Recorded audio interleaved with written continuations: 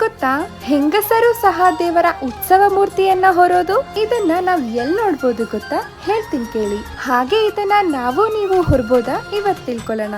ವಿಜಯಕಾಳಿ ಪವಾಡ ಬಸಪ್ಪನವರ ಕ್ಷೇತ್ರದಲ್ಲಿ. ಇಲ್ಲಿ ಪ್ರತಿ ಅಮಾವಾಸ್ಯೆ, ಹುಣ್ಣಿಮೆ ಹಾಗೂ ಭಾನುವಾರದಂದು ವಿಜಯಕಾಳಿ ಅಮ್ಮನವರ ವಾಗ್ದಾನ ಇರುತ್ತೆ.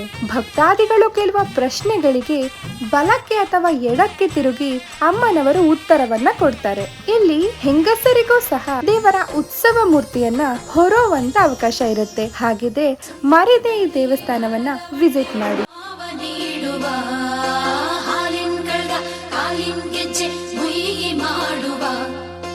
ಶಿರದ ಮ್ಯಾಲೆ ನಿನ್ನ ತೊಟ್ಟಿಲ ಹೊತ್ತು ತಂದು ಕೊಡುವ.